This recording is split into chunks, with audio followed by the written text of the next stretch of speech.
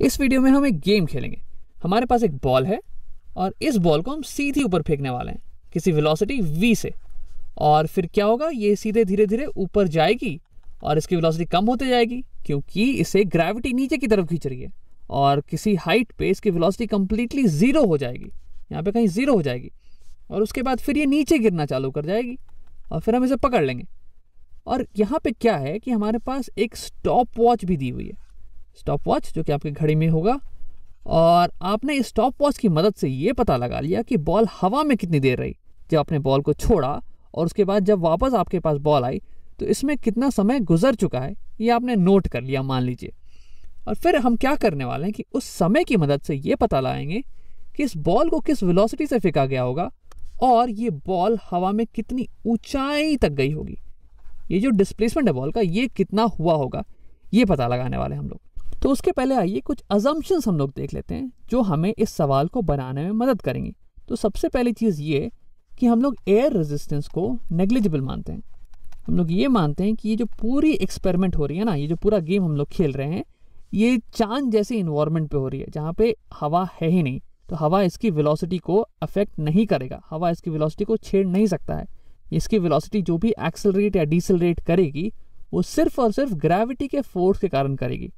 अब देखिए, इसकी मदद से हमें एक इम्पॉर्टेंट चीज़ ये पता लगेगी कि ये जो टी अप है मतलब ऊपर जाने का समय वो नीचे जाने के समय के बराबर होगा।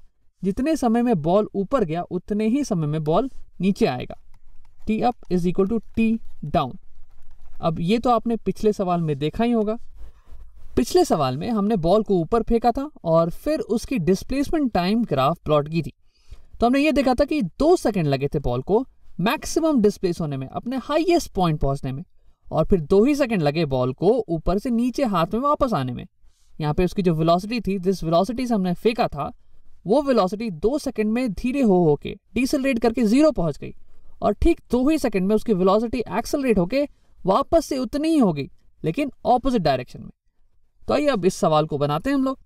तो हमने देखा कि बॉल हवा में थी 6 सेकंड के लिए, तो इसका मतलब बॉल को ऊपर जाने में लगा होगा 3 सेकंड, 6 का बिल्कुल आधा, क्योंकि आधे में तो उसको नीचे भी उतरना है ना। तो इसका मतलब ये हुआ कि 3 सेकंड में बॉल जो है इनिशियल वेलोसिटी vi से अपनी वेलोसिटी उसने घटा के कर ली 0 मीटर पर सेकंड। 3 सेकंड बाद वो v से हो गई, vi से हो गई 0 मीटर पर सेकंड। और हमें ये भी पता है कि एक्सेलरेशन, इस पूरे केस में एक्सेलरेशन कितनी है, acceleration is acceleration due to gravity, और वो है 9.8 मीटर पर सेकंड स्क्वायर। और यहाँ पे साइन आपको पता होगा कि नेगेटिव होने वाला है क्योंकि एक्सेलरेशन हमेशा नीचे की डायरेक्शन में होता है। और क्योंकि हमें 9.8 जो है बहुत ही गंदा नंबर लगता है तो इसे हम लोग क्या करते हैं, इसे अप्रॉक्सीमेट कर लेते हैं 10 के -10 मीटर पर सेकेंड स्क्वायर। अब देखिए, अब हमें निकालना ये है कि बॉल किस वेलोसिटी से फेंका गया होगा, और हमें दिया हुआ है कि इनिशियल वेलोसिटी है vi और फाइनल वेलोसिटी है 0 और एक्सेलरेशन है -10 मीटर पर सेकेंड स्क्वायर। तो अब हम क्या करेंगे कि हम लोग डेफिनेशन के हिसाब से चलेंगे भाई। तो हमें पता है कि एक्सेलरेशन की डेफिनेशन क्या होती है, एक्सेलरेशन होता है आपका change in velocity, change in velocity by time, by time. अब अगर दोनों साइड में टाइम से मल्टीप्लाई कर दूं तो यहाँ टाइम से टाइम कट जाएगा और हमारे पास आएगा change in velocity is equal to acceleration into time. Change in velocity is equal to acceleration into time. अब ये सारे वेक्टर्स हैं, इस बात का आप ध्यान रखिएगा कि सारे यहाँ पे वेक्टर्स ही हैं। यहाँ पे v इनिशियल भी वेक्टर है, यहाँ पे एक्सेलरेशन भी वेक्टर है, यहाँ भी वेक्टर, यहाँ भी वेक्टर। तो हमें यहाँ पे एक्सेलरेशन की वैल्यू तो पता है, टाइम भी हमें पता है वो है 3।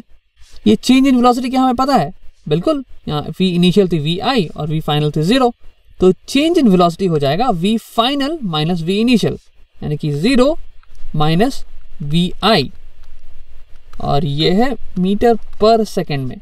और यहाँ पे एक्सेलरेशन है हमारे पास 10 मीटर पर सेकेंड स्क्वायर, और टाइम दिया हुआ है हमें 3 सेकेंड का, 3 सेकेंड। तो यहाँ पे देखिए यूनिट से बिल्कुल ही कट जा रहे हैं और सही आ रहे हैं, यहाँ भी मीटर पर सेकेंड और यहाँ भी मीटर पर सेकेंड।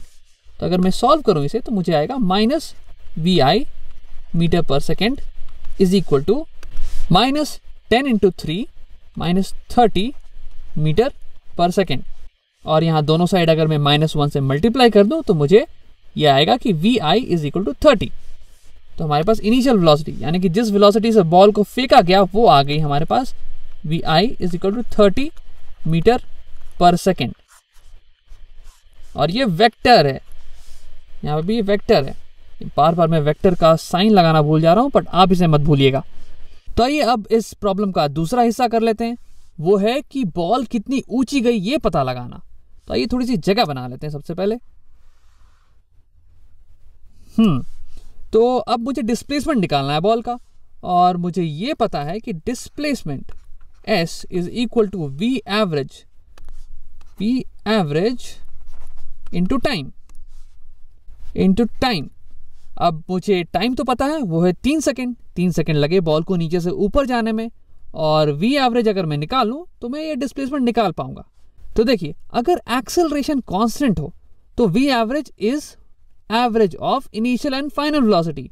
अगर एक्सेलरेशन हमारे पास कांस्टेंट हो, जो कि यहाँ पे है, and that is equal to -10 metre per second, तो उस केस में आपकी एवरेज वेलोसिटी जो है इनिशियल और फाइनल वेलोसिटी की एवरेज हो जाती है। So v average is equal to vi plus vf, इन दोनों का एवरेज। अब इनिशियल वेलोसिटी तो हमने अभी निकाली, वो है 30 मीटर पर सेकेंड, और v फाइनल यानी कि 3 सेकेंड के बाद जो वेलोसिटी है वो तो हमें पता है कि 0 मीटर पर सेकेंड होगी, क्योंकि बॉल जो है रुक जा रही है टॉप मोस्ट पॉइंट पे, और इनका एवरेज आ जाएगा आपके पास 15 मीटर पर सेकेंड। तो ये हो गई आपकी v एवरेज।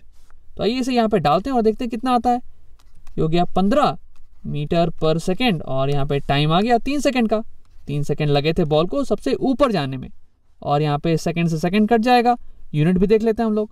तो हमारे पास आ गया s displacement is equal to 15 या 45, और यूनिट है हमारा मीटर। बिल्कुल ही डिस्टेंस का यूनिट सही आया है मीटर, और ये 45 मीटर ऊपर जाता होगा बॉल अगर मैं उसे 30 मीटर पर सेकेंड से फेंकूं तो। और ये तो बहुत ही ऊंची डिस्टेंस है, मतलब कि अगर आपने बॉल फेंकी और बॉल 6 सेकेंड तक हवा में रही तो वो 45 मीटर ऊपर तक जा चुकी होगी। 45 मीटर मतलब कि 15 माले की बिल्डिंग, इतनी ऊंचाई। ये फेंकना तो मेरे बस की बात नहीं, आप ट्राई कर सकते हैं। तो नेक्स्ट वीडियो में हम लोग क्या करेंगे कि इसी को एक जनरल फॉर्मूले में लिख लेंगे, ताकि आप बस वेलोसिटी डालें और आपको ये डिस्प्लेसमेंट आ जाए, टाइम के बारे में सोचने की ज़रूरत भी नहीं पड़े। तो आप क्या कीजिए, एक बार खुद से इसे ट्राई करने की कोशिश कीजिए और उसके बाद अगला वीडियो देख लीजिएगा।